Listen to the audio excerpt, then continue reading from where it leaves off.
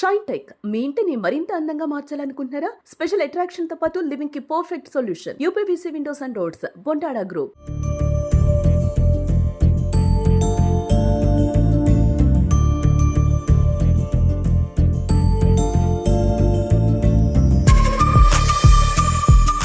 విగ్రహాలు ఎప్పుడు పెడతారు? ఎవరైనా గొప్పోళ్ళు చనిపోయాక వాళ్ళు గుర్తుగా వాళ్ళ ఆశయాలు బతకాలని పెడతారు, అంతే కదా. బట్ ఇక్కడ ఒక మనిషి బతికుండగానే తన చేతులతో తానే తన విగ్రహాన్ని ఆవిష్కరించుకోవడం ఇప్పుడైనా చూసారా? వినడానికి ఏదోలా ఉంది కదా, కానీ ఇది నిజం రా.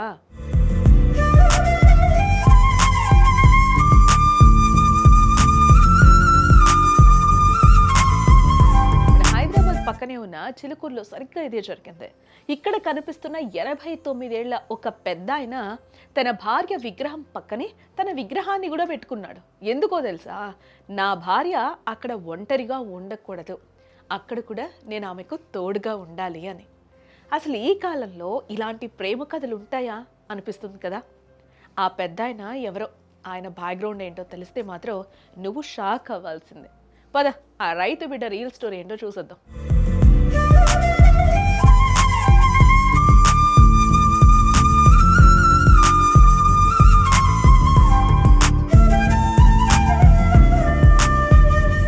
ఈయన పేరు కళ్యం నరసింహారెడ్డి.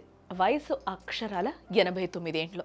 ఇప్పటికీ చేతిలో పారబట్టి పొలంలో దిగితే యువకులు కూడా పోటీ పడలేరు.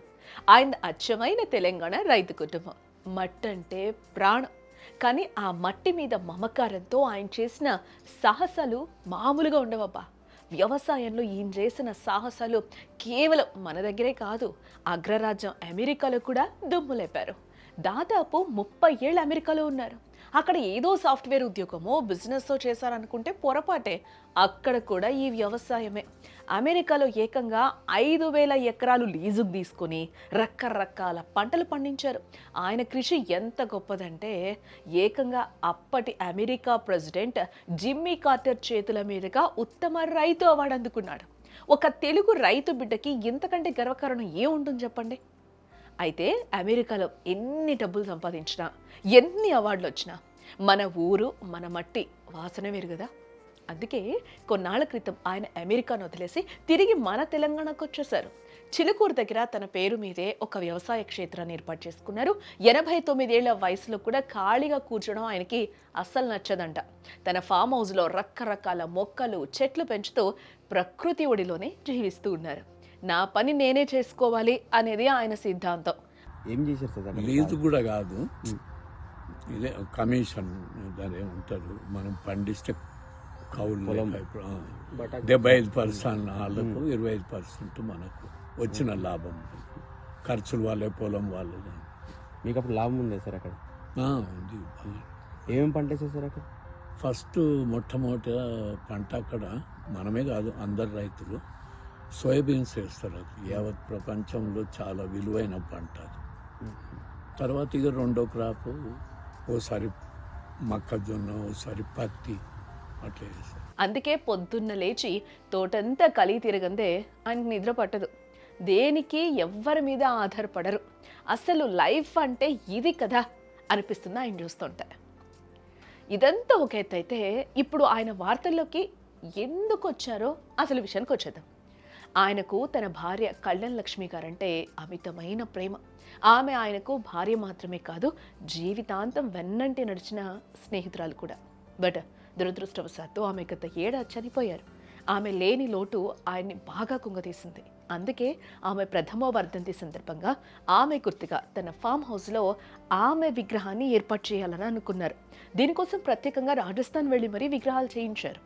ఇక్కడి వరకు ఓకే. బట్ అక్కడే ఆయన మనసులో ఒక ఆలోచన వచ్చింది. రాజస్థాన్లో భార్య విగ్రహం చేయించేటప్పుడు నా భార్య విగ్రహం అక్కడ ఒంటరిగా నిల్చొని ఉంటే నాకు మనసు ఒప్పదు, ఆమె ఎప్పుడూ ఒంటరిగా ఉండకూడదు అని అనిపించిందట ఆయనకు. అంతే, వెంటనే తన విగ్రహాన్ని కూడా తయారు చేయించారు.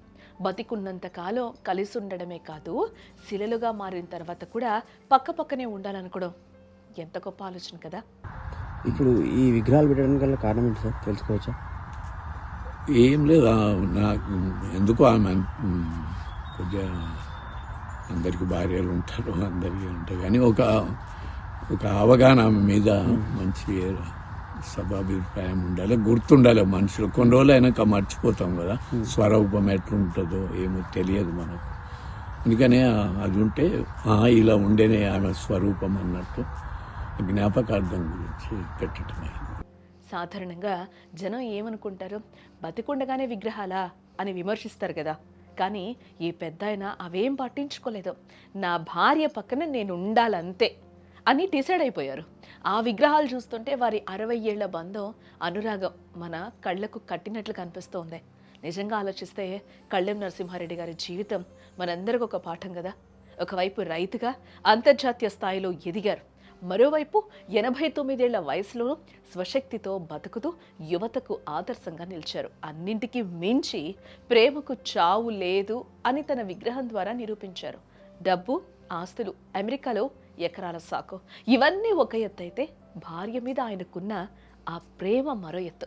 బహుశా అందుకేనేమో ఆయన విగ్రహం కూడా ఆయన పక్కన చేరడానికి తొందరపడింది. ఈ స్టోరీ విన్నాక మీకు అసలు ఏమనిపించింది? బతికుండగానే తన విగ్రహాన్ని ఆవిష్కరించుకోవడం వెనక ఉన్న ఆ పెద్దయిన ప్రేమ మీకు నచ్చిందా? మీ అభిప్రాయాన్ని కింద కామెంట్స్లో ఖచ్చితంగా తెలియజేయండి. ఇలాంటి హార్ట్ టచింగ్ స్టోరీస్ మన ఛానల్లో ఇంకా చాలా రాబోతున్నాయి. మిస్ అవ్వకూడదు అనుకుంటే ఇప్పుడే సబ్స్క్రైబ్ చేసుకోండి. మరో మంచి వీడియోతో మళ్ళీ కలుద్దాం.